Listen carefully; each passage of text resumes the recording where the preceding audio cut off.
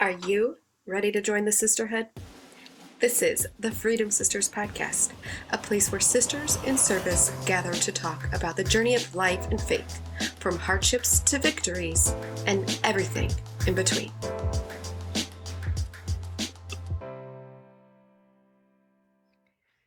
Here we are again with another episode of the Freedom Sisters Podcast. And I'm telling you what, y'all, I'm so humbled by the experience that I'm having with this podcast. And I hope so much for you that it is just filling your soul and giving you new perspectives and new understandings and freedom in your journey to march out the orders that God has called you in this world. And today, Kartisha Henry, she's from Georgia. She's an Army veteran, a Milspouse, a business owner of the Wing Suite in Grayson, Georgia. We talk about business, racism, and just being a better human. So today, I'm so excited for you to get to know another sister of mine and just something that she said here today is like she counts everything all joy. Nowhere in the Bible does it say life is going to be easy, but the lessons we learn and where we arrive is exactly the way we were supposed to go. So listen in and let me know your thoughts over on Instagram today after you hear this episode.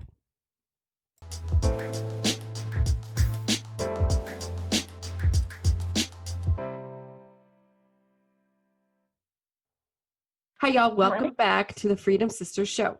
I know you are loving the stories we have shared, and today I am proud to introduce another sister in service, Kartisha Henry. Welcome, Kartisha. Thank you so much for having me. I'm so excited. Okay, well, I discovered your business and you via Instagram, and it was love at first sight. I'm a sucker for spicy chicken wings, and your food looks so good. So I was like, yes, yes, and yes. And that's how we got connected. I started basically being your Insta stalker, and all of those amazing menu items at Wings Suite. I love it. You're doing such a good job. And I've watched you shift in COVID, and all of the cool things that you've been doing to keep your business going has just been really cool to watch. Before we begin, and I let you have the mic to introduce yourself, can I share a joke? Absolutely. What do you call a bird that is afraid to fly? I don't know. What do you Chicken! call it? That's a good one. I know that. Yay, I'm usually a really bad joke teller, but that worked. And I was thinking a little bit, a little bit too much. So I know that our conversation is going to go deep today, but I wanted to start out with a little lightheartedness. I know we're on to more important things like who you are. So can you tell us about you and your family of origin and set the stage for our conversation? All right. Well, I am Kartisha Henry. I am a 10-year Army veteran. I'm also an entrepreneur. I own and operate the Wing Suite here in Grayson, Georgia. I'm kind of a serial entrepreneur. I've started several small businesses, never really was brick and mortar, did a couple of conferences and things like that, but never really anything that was solid. So this was my first leap into a business.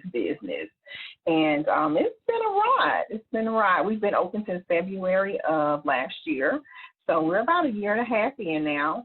And outside of opening a restaurant, I did not know anything about food service. I've never been a waitress, never worked in food service at all. So it's been a learning curve and an experience this last year and a half. But I'm telling you, it's been some of the best times of my life already. And I'm just so looking forward to, continuing to grow and the process.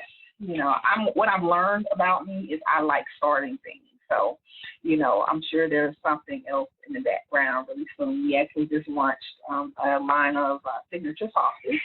So we launched those last week, and we'll start shipping them on the 15th of July. So we're growing, and I'm excited about what the future holds. With COVID and everything that's going on, we've had some challenges along the way, but we're striving, and we're doing okay. So God is good. Yes, yes, he is. Well, they can't see you, but she's literally in your office at the restaurant right now having this conversation. I I am. think is a Hmm. testament to your hard work and your dedication to that. Could you tell us where you are from originally, and are you an only child, things like that? I am originally from Florida. I'm from Pensacola. It's a big Navy town, a large retiree town as well. We're right there on the Gulf Coast next to Panama City and Gulf Breeze. So we're known for our beaches and our white sand. I am a older sister of one brother, so just one sibling.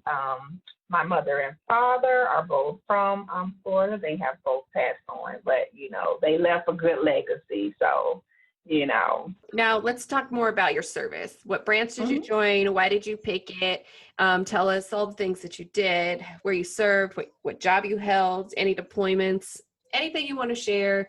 Okay, so my service started while I was in high school.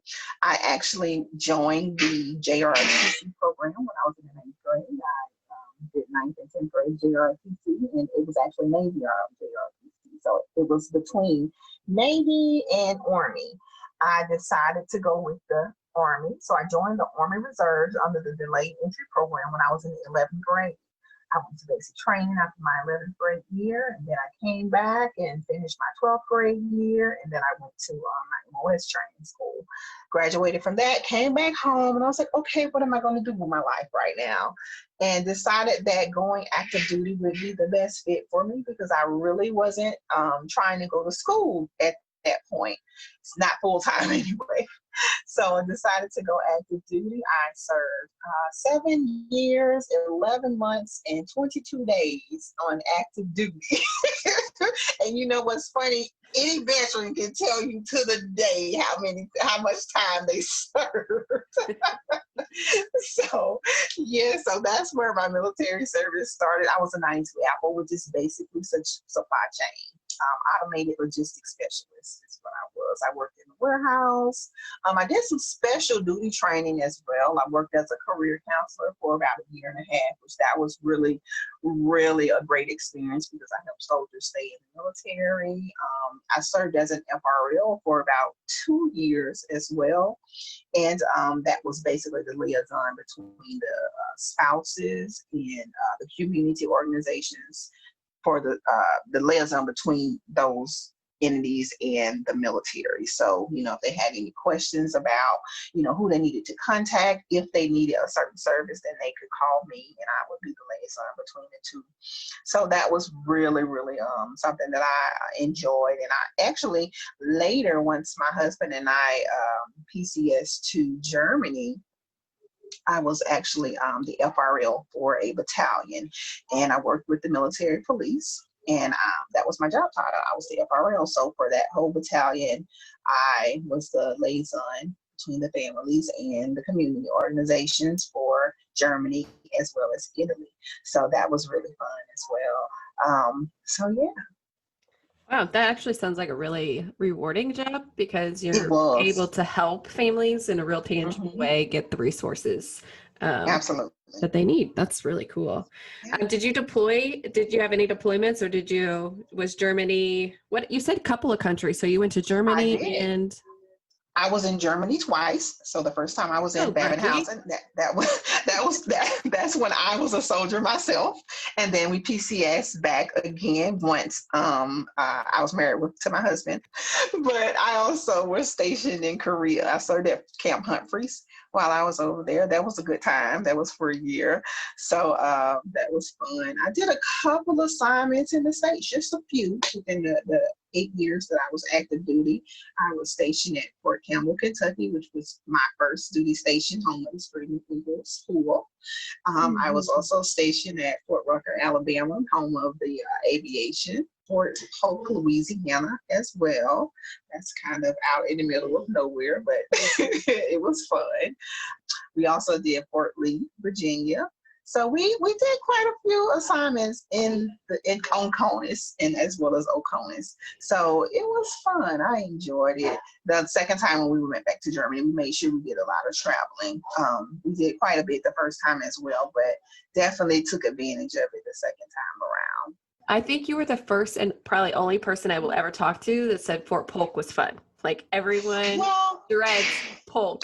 And you kind of feel like you were of the South, Campbell, Polk, and Rucker.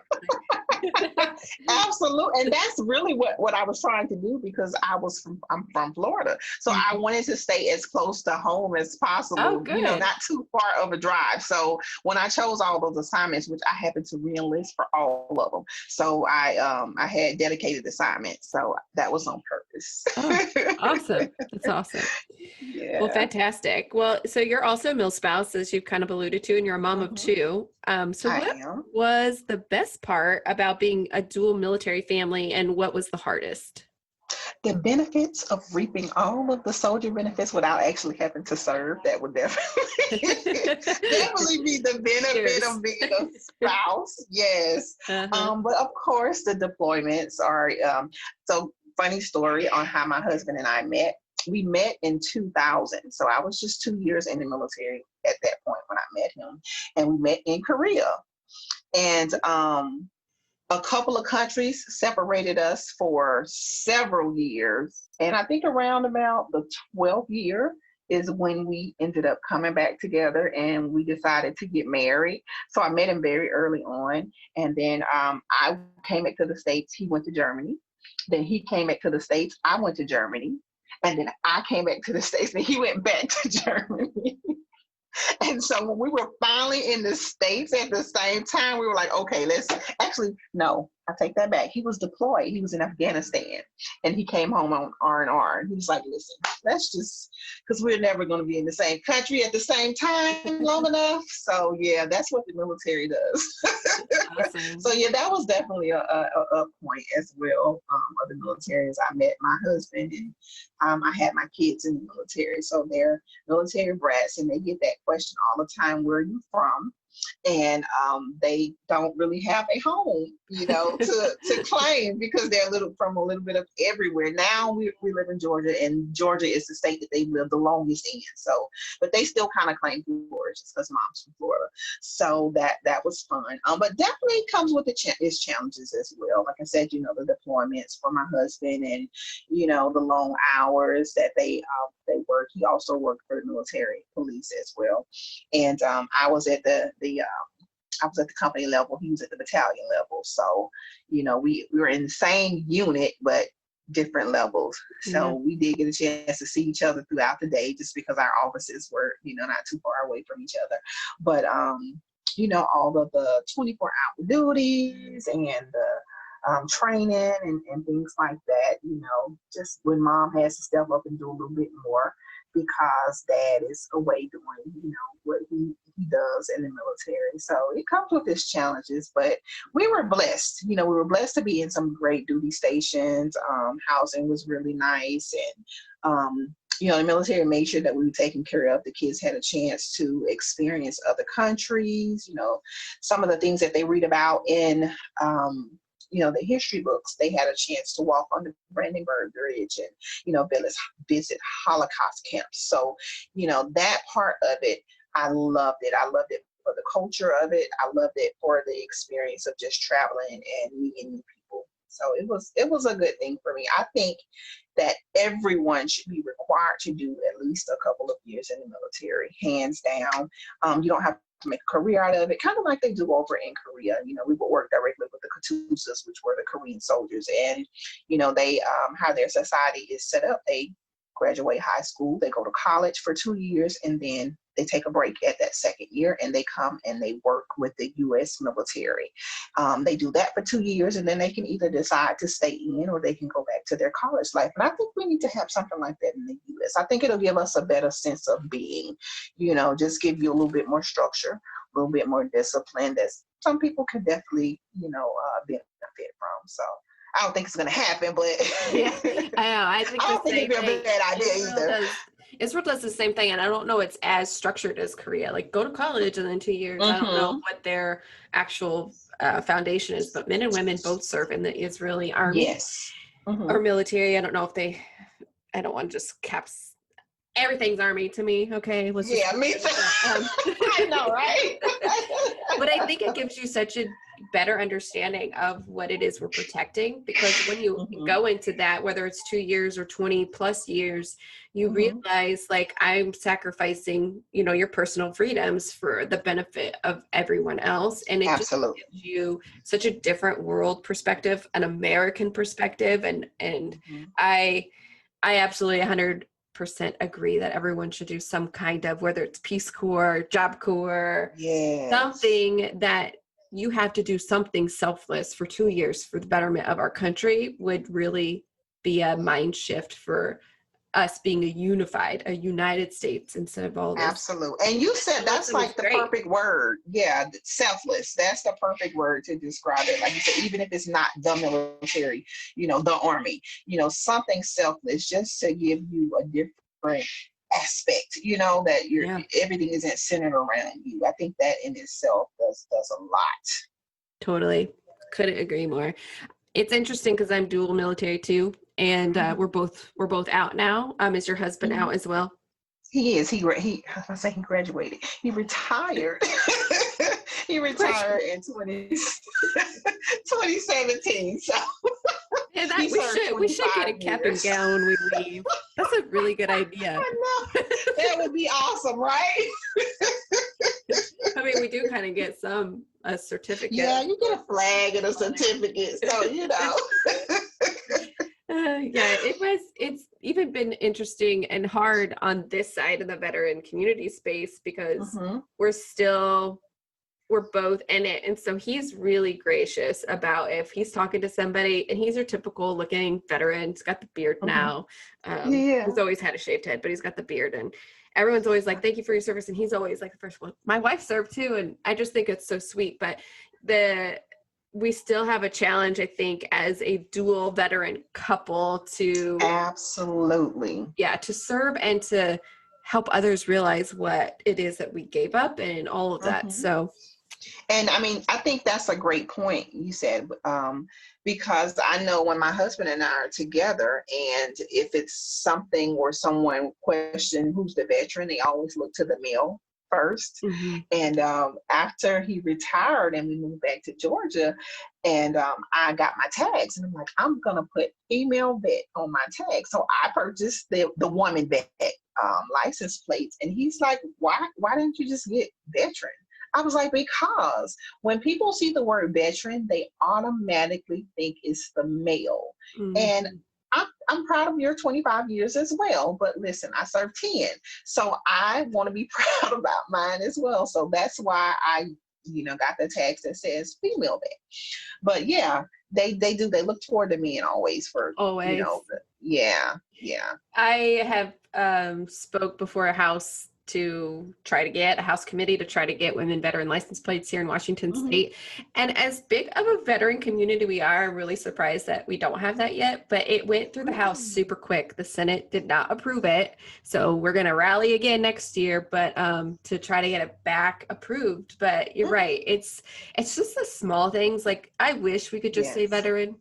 But let's be honest, we've been at a disadvantage since the founding of this country, and we're still championing change. We've come a long way, but we haven't arrived at the finish line yet. And so if we could get there, I'm all for just taking away the gender identity and making it a veteran. But the thoughts, the hearts, the minds, the stereotypical process imagery or whatever never comes back to somebody that looks like me or somebody that looks like you. It's always the guy. So maybe we'll get there someday. We will. I believe it. Yeah. So we talk God and faith around here. So tell me more about when you became a believer and how God has helped you navigate life, and where you think you would be if God wasn't a key source of guidance in your worldly journey. So I was born and raised in the church. I belong to a AME church, which is an African Methodist Episcopal church. And like I said, I joined the military very early on. So after I left home, I didn't really find a lot of AME churches in the areas that I was stationed in. So I would just kind of go to the Protestant services on church and on base. And, I actually went to a couple of Catholic services. That's not really my thing. It's a little bit more calm and, relaxing type of Christian. So I would usually do a Protestant service, or sometimes I'd find a service in the community, and I joined different churches along the way as well. So my faith has always been very, very important to me. And, it was funny because even when I went off into the military and you no longer have, your parents or any adults to tell you you need to go to church, I would party all night. No lie, I would party all night, right, on a Saturday night, and I would get up and go to church on Sunday morning. And I did this every weekend. And it was my roommate and just, different people in the barracks would be like, what are you getting up for on Sunday? I'm like, listen, I know I partied last night, but I still got to go get me some Jesus.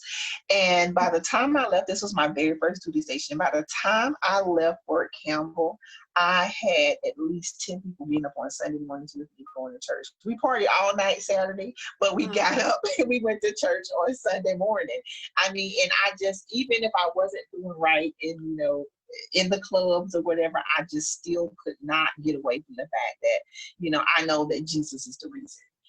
I know that he has me no matter what, and I still had to go and, give him praise and worship. And that's pretty much how my whole military career went. And of course, as I grew older and, started to have children, that I didn't do as much partying, and I don't do very much at all now because I'm working all the time, but I'm still not very much, I'm not a club person anymore. That was just that kind of getting away from home and, learning who I was and all that. But in that, I still got up every Sunday morning and went to church. And because other people saw me doing it, I was able to take some other people along the way with me. And, they would come and say, thank you for that. Like, I've never really went to church, so I was always grateful that I was a little light, and I've always been that person that people come to and when they have issues, and I said, maybe I should have been a therapist in another life or something, because I just have that calming,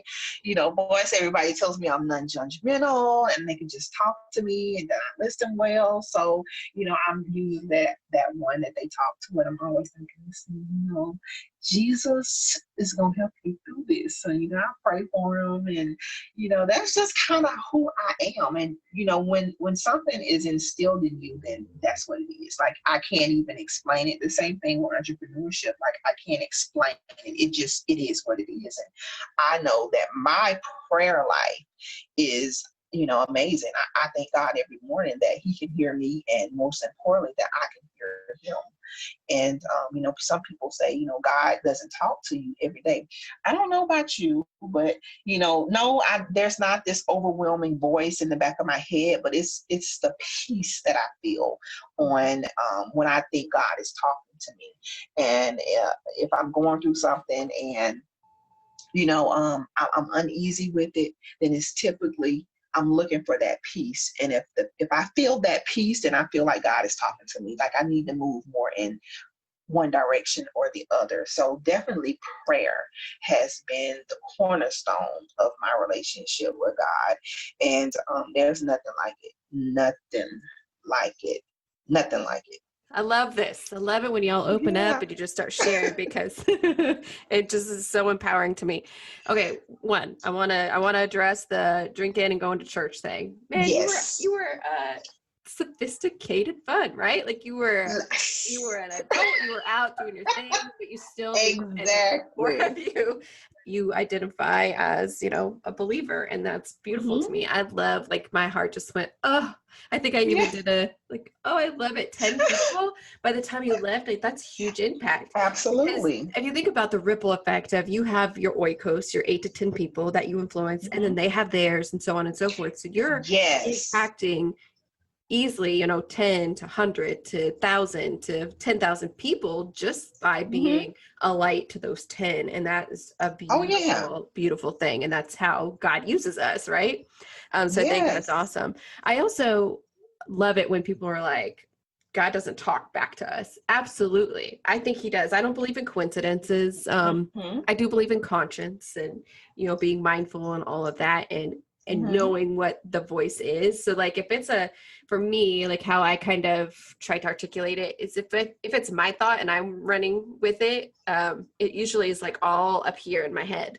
But if there's like the gut or like from the inner core, like I know that's not Carrie. It's worldly knowledge of being able to come up with that idea or make a decision based on that. It's like this, I know it's the peace. It's this inner voice that's talking. Absolutely. And it can't be anybody else because we all know like our vocal box is not in our gut. It's in our Yes.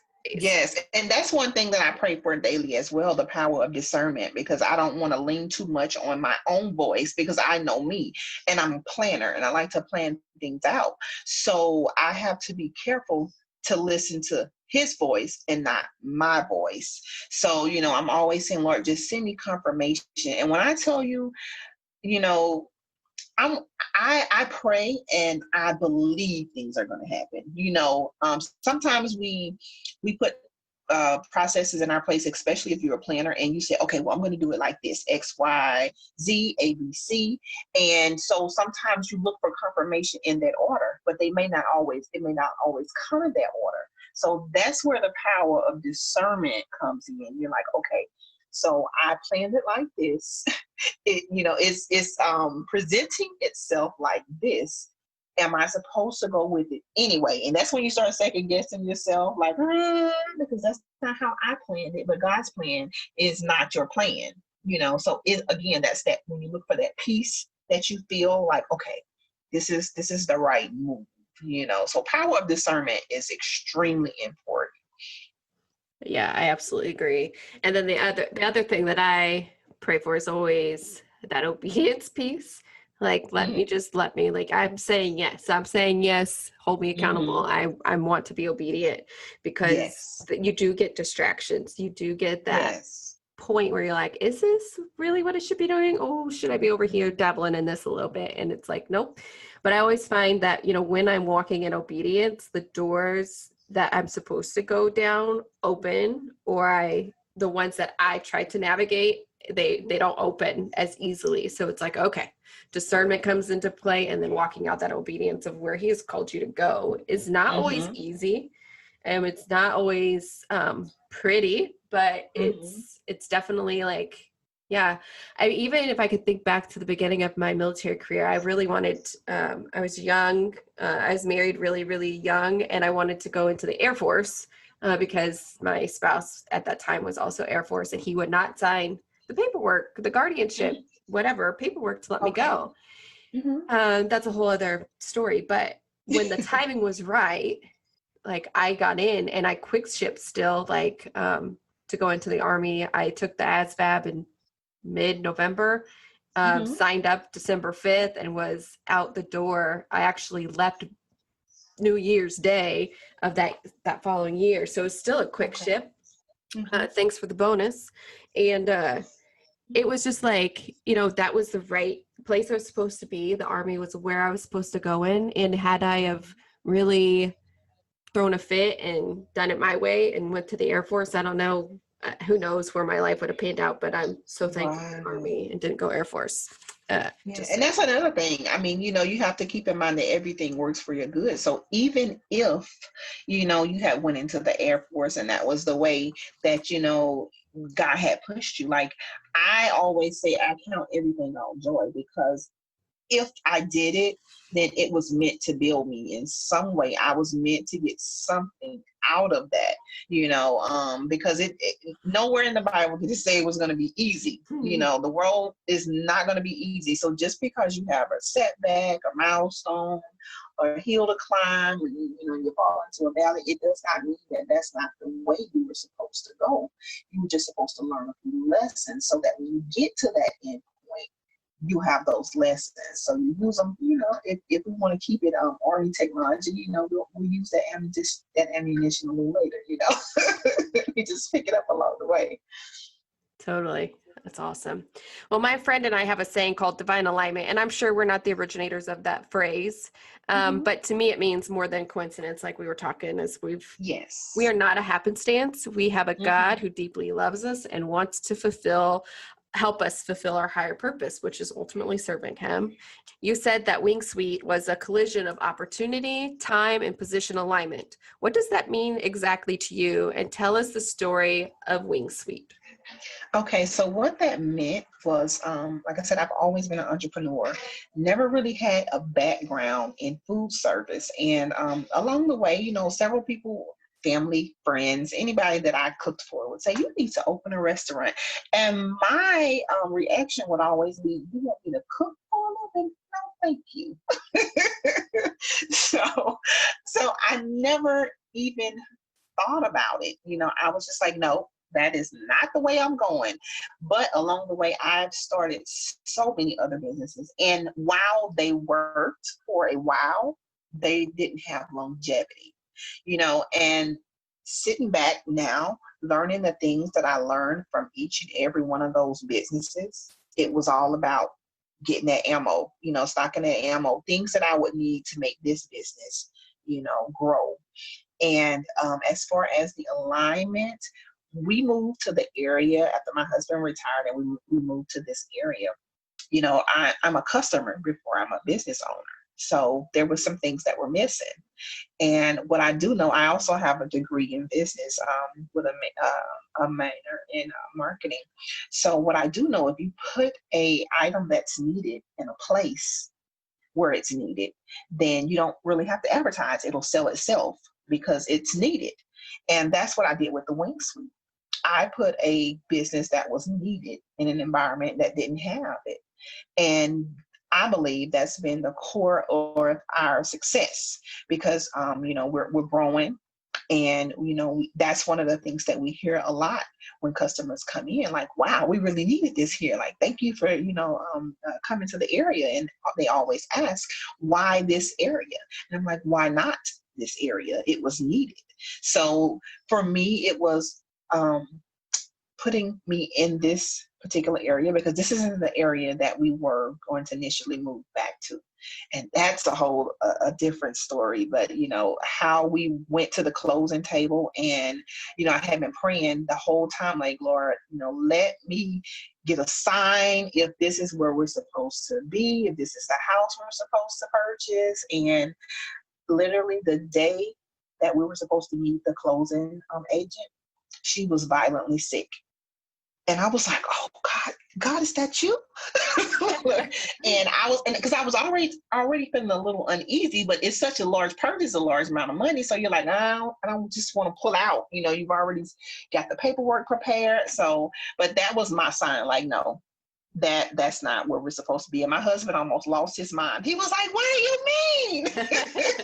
We're right there. And I'm like, no, that was a sign because I had been praying. And that's what led us to where we are now. And so it was just, otherwise I would have never come to this area. I just wouldn't have even thought about this area. And so being in this area caused us to open a business in this area. And it caused, the timing was perfect. And all of the lessons that I've had along the way with other businesses, was what I needed to make this business a success. So for me, that's how everything, came together. That's awesome. So what's your favorite dish that you serve? Well, we have signature sauces here. So we created signature sauces for the purpose of, doing something a little bit different. And we have a piping peach. Our piping peach sauce has chunks of peaches and habanero, so it's a sweet heat. So that's definitely one of our customer favorites, and I love to see the customer's reaction when they try it. So definitely our sauces, those are my favorites, because when people try something different, they come in and they look at the menu and they see all the sauces that we have that are different from, most other wing spots, and they're like, okay, let me try that one.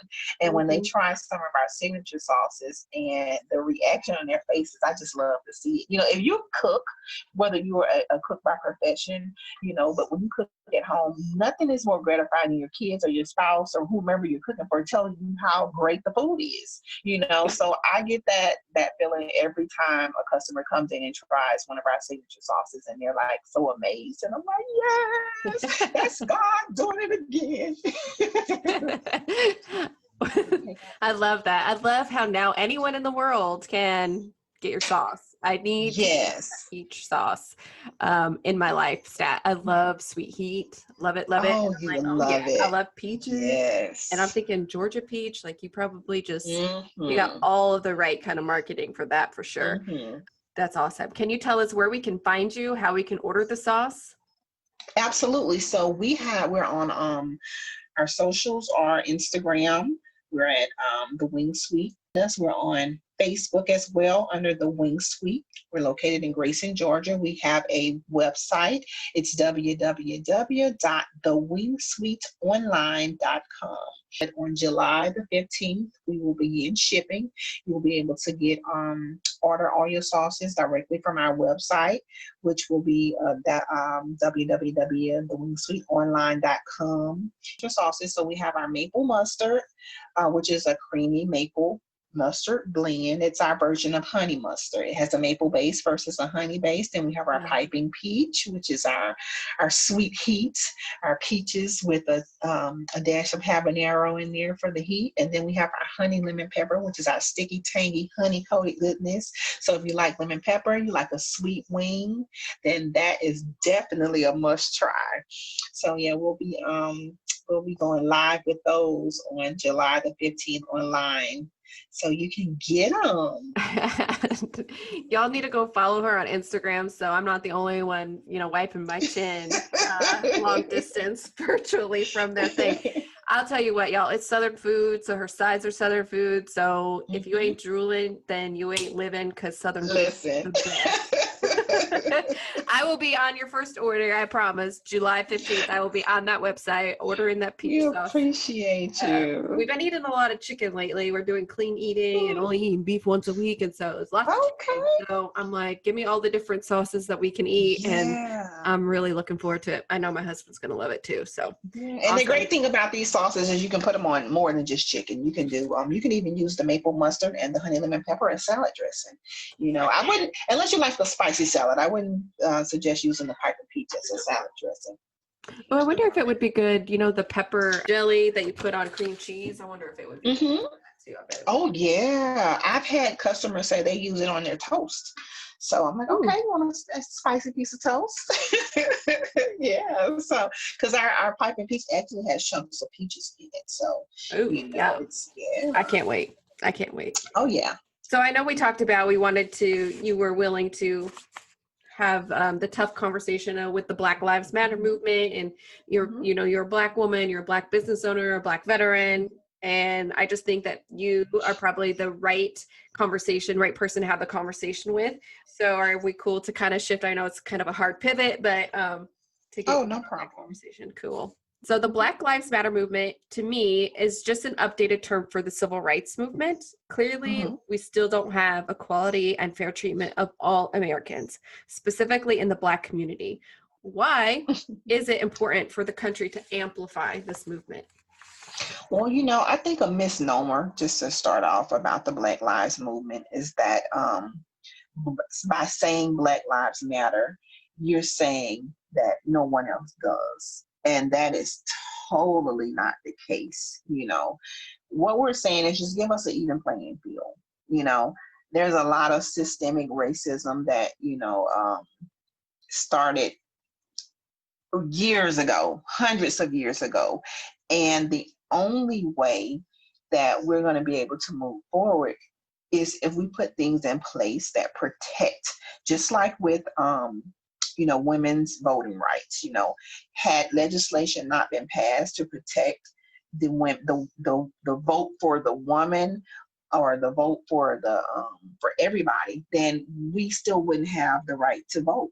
We're not asking anybody to do, and when I say we, I'm saying the Black community. We're not asking anybody to do anything different that hasn't been done in the past. The same thing if you look at the transgender and, everything that's going on with the LGBT community. I think it was just last week or the week before last, Trump passed another piece of legislation so that, they can't be fired from their jobs or, and then I know years ago, legislation was passed so that they could, if they were a same-sex couple, they could have the same, they could use their spouse's medical benefits. So it took legislation in order to see change, and it's going to be the same thing for the Black Lives Matter movement. Some legislation has to be put in place where people are held accountable for their actions. And it's not just, holding white people or any other race accountable when a Black person is involved. It's about holding everybody accountable.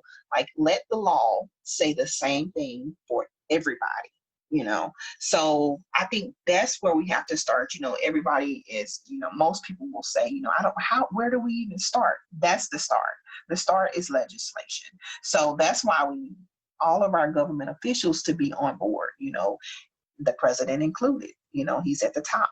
So we need to see it from everybody so that we can have some legislation put in place, because otherwise it's going to be lip service. And we have had enough lip service. We need something that is solid, and so that people can be held accountable.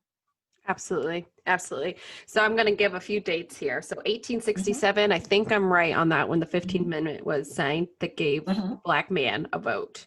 But it was that amendment still allowed most of the control in the state governments. And then we saw Jim Crow laws there. So they would have reading tests, or they would want a specific age, or you'd have to be a homeowner. They put all these other barriers in place that the state governments, when I say they, knew would hinder the Black vote. So that's where Martin Luther King in 1965, y'all, 100 years later, a peaceful march, and there was a bunch of violence, got the attention. The violence was against Martin Luther King and his marchers, got the attention of legislation, and they finally took away all the Jim Crow laws in that year. In that year, I believe only 20-something% of Black Americans voted after that. And then it wasn't until 1980 when 61% of the Black community registered voters were actually voting.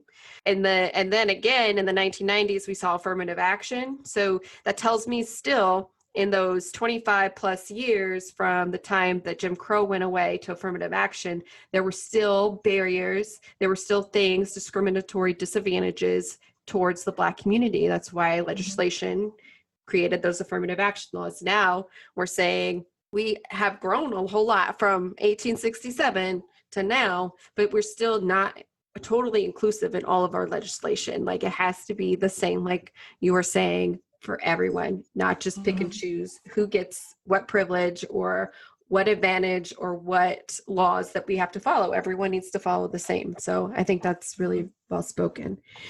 Now, I actually did a bit more research on this before. When I asked this question, I started looking it up myself. So the Black Lives Matter cause versus the organization. There are so many that say that the Black Lives Matter funds are getting pocketed by the Democratic Party, but I did my own fact checking. I have that skill set, and I now don't know that that's true or not, because I'm undecided. They are a 501c3, which means they can actually not fund a political party. They have to be, nonpartisan. But the Hodge twins, who are a really loud voice in the Black community, and Candace Owens have made similar statements that they are in fact giving money to Democratic parties. So I just don't know where I stand exactly on that, because I feel torn, because I do like the voice of Candace Owens. Hodge twins do make some valid points too. So I just don't know. As a Black woman, you're already a double minority, and actually you're a triple minority because you're a female, you're a veteran, and you're Black. What have you experienced in your life that others can understand the importance of the Black Lives Matter movement, from microaggressions to blatant racism, however this looks? Up until I was about 18, when I first went into the military, I I cannot remember. I was born and raised in Florida, so definitely part of the South. We're just about an hour from Montgomery, Alabama, so not too far. And a lot of people refer to Pensacola as Lower Alabama. So, that is very much the South. But I cannot specifically remember any racist um,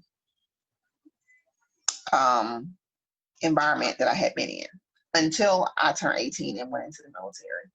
And the very first thing that I can remember that jumped out at me was I was stationed in Fort Campbell, Kentucky, which is very much a Confederate, has a strong Confederate following.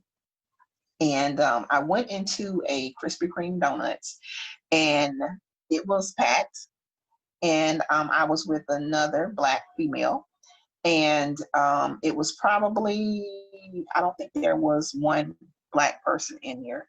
And the way that when we walked in the door, the way that we were greeted, I was shocked. It was as if we weren't even there, first of all. And then the way that everybody looked at us, and to this day, I don't know if it was just because we were Black and they not used to seeing Black people in there, or I don't really know. But it made me feel very uneasy. And if you know me, I love Krispy Kreme, but that day I left without them. So I was just trying to get out of there because I did not know if I should, how scared I should be. I didn't know if it was simply because the color of my skin, but it made me feel like it was because the color of my skin. And they didn't say a word, but the looks that they gave me and the person that I was with, we both looked at each other like, we need to get out of here, and we need to get out of here quickly. And since then, I've had several experiences, and I'm always that devil's advocate. I'm always the one that's saying, no, that's not why. That can't be why, because some of my best friends are white. Like, seriously, I love them to death, and but everybody doesn't have the same intention. Being a Black female and starting a business, that in itself, has come with its obstacles, going to talk to bankers about financing and, you know,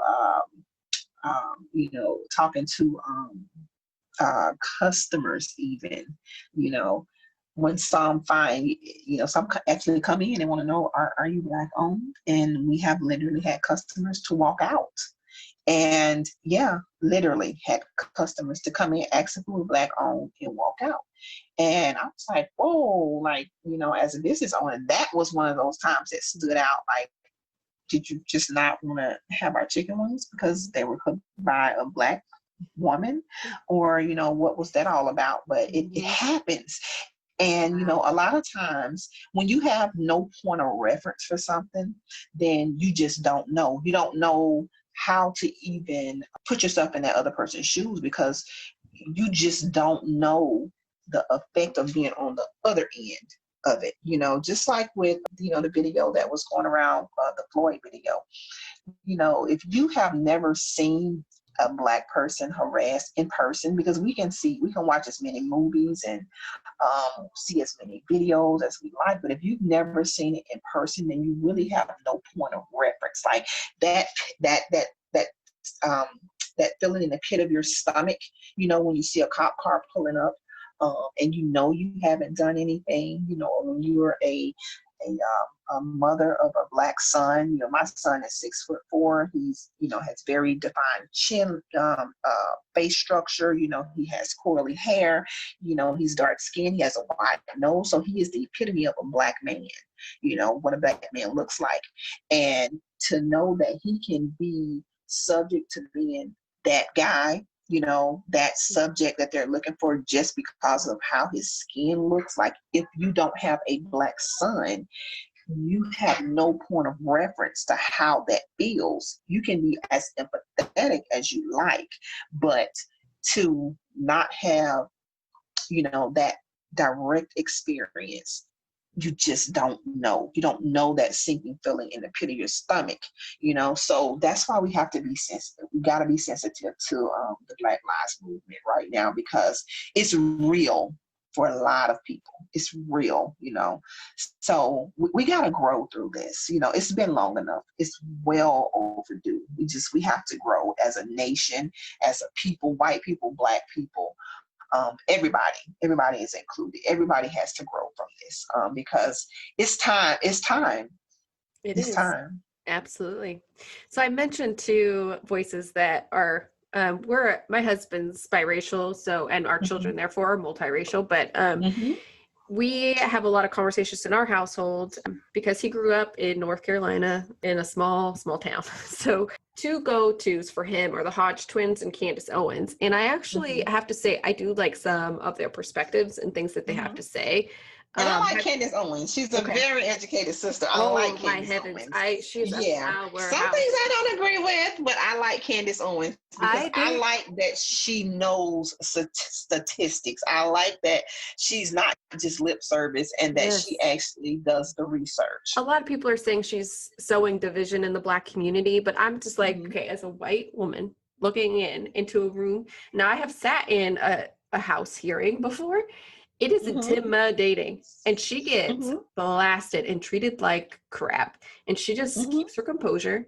She's so eloquent, and her words that come out of her mouth, I'm just like, she is a force to be reckoned with. And these educated, white men just like have nothing to say because she's called them out in a very respectful way that they can't even argument or rebuttal against what she says. I think she's a powerhouse. The thing that she says the most that gets my attention is the father absence in the home has been, I think that's very true.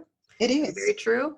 I love her authority and her boldness. So I want to know who else should we be listening to within the Black community as a voice of authority as she has?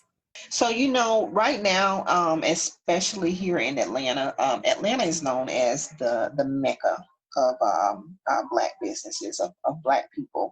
They even coined the term the second Hollywood because they're doing so much production and things down here now. And we have a lot of new companies that are coming down or relocating from Hollywood. So a lot of emphasis has been put on Atlanta with the Black Lives Movement. Our Atlanta's mayor, Keisha Lance Bottoms, she is awesome. She's articulate. She knows the statistics. She's very much a spokesman for the Black Lives Matter, as well as a mayor. And she does it so well that it's not just geared toward the Black community. It's geared toward anybody that wants to be involved with the Black Lives Movement. We have the rapper Killer Mike. He also is a resident of Atlanta, and he speaks very well on the Black Lives Matter. It's so many people out here that are have so many powerful statements. Even Louis Farrakhan, I watched a couple of his videos here in the last few months, and he speaks directly to, again, what you mentioned a few minutes ago about the men and being the absence of the fathers in the houses. And he's very well spoken when it comes to the Black Lives Matter. He catches a lot of flack. He's very much Malcolm X type of what's his enemies necessary. Yeah, what's the name? Because you were a bit muffled when you said Louis Farrakhan. I watch how they speak. I watch what they have to say. And they are the new generation of Martin Luther King. I agree. I'm running low on time, but is there anything that you haven't said that you really want to impart on our listeners today about Black Lives Matter or anything for that matter? I think we've pretty much covered everything, but in relation to Black Lives Matter, just have a little sensitivity, find out the facts. If you don't deal with a lot of Black people, find a Black person. There's not too many of us out here that wouldn't be interested in having a genuine conversation. Let's talk. Communication, just like in any relationship, communication is the basis. Let's communicate, let's talk, let's open up dialogue, because like I said, if you don't have a point of reference for some things, then you just don't know. So let me tell you, as a Black woman, my point of reference, so you can kind of understand where I'm coming from. You can understand my frustrations. And if we can just get on the same sheet of music, we could do something. We could change something. Like, I believe this time around, there is going to be change. I believe that. So we just got to all work together to make that happen. Yeah.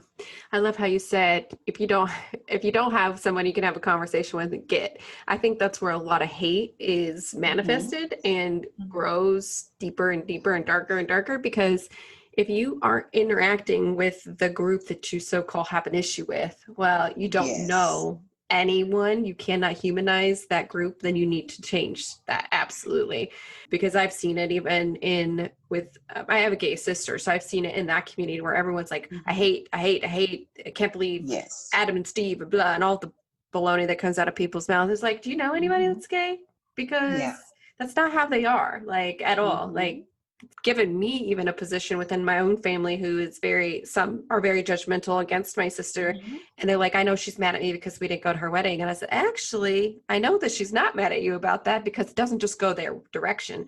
They don't want just acceptance towards them and her choices. She also respects your choice and your beliefs that you didn't go there. She ain't mad at you for that. So pick up the phone and call her, So it's been, when you are able to insert yourself or get some perspective from somebody else who has experienced that, it does change your heart.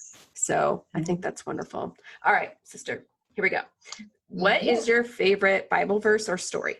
Oh, in the beginning.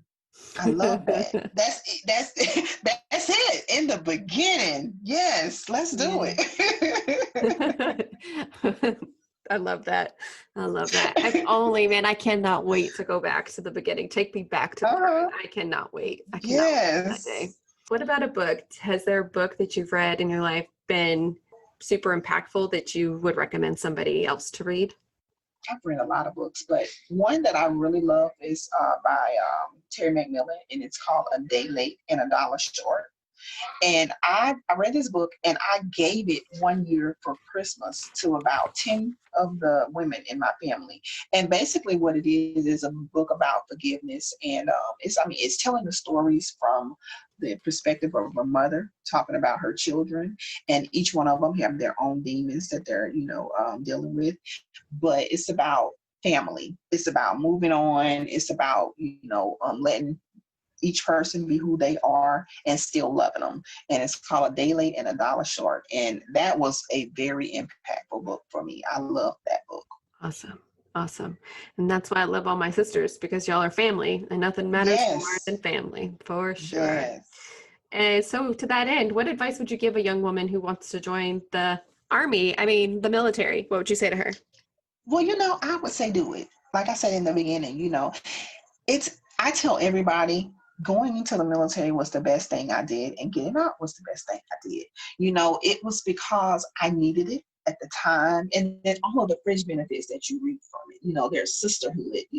There are people that I met when I was in basic training, have not spoken a word to them, but because of social media, I've seen their children grow up. I've seen their weddings. I've seen, just life happening for them. And I love that I've made connections in the military with so many people, so many different races, and we all watch each other grow through social media. Even if we don't, call, we still see it, and we come in and we still love each other. And it's a camaraderie, it can't even be explained, because regardless of sisters, I have some white sisters, and that's just what it is. And we make sure we tell each other we love you, we make sure that, we wish happy birthdays and Merry Christmas. And, so definitely the camaraderie that you get in the military, you will not get anywhere else. I love that about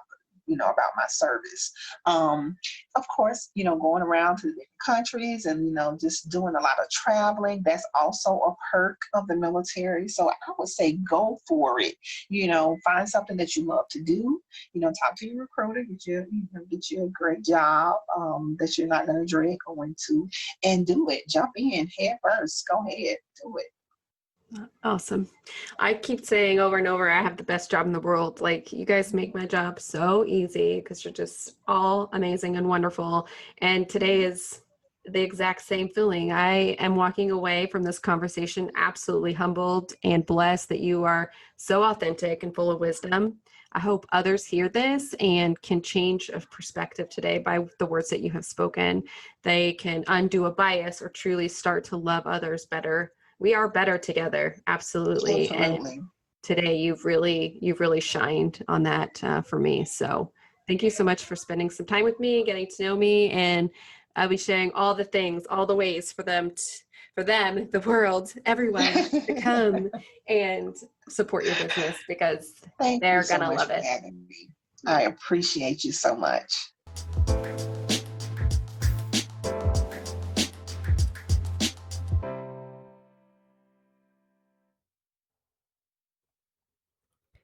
If you loved this conversation, I have some great news for you. Freedom Sisters is now on YouTube. Some more ways to connect with us, be inspired, and truly learn a new perspective from women veterans who've served this country. So join us, subscribe, and hit that bell so you never miss a really amazing episode. Thanks, y'all.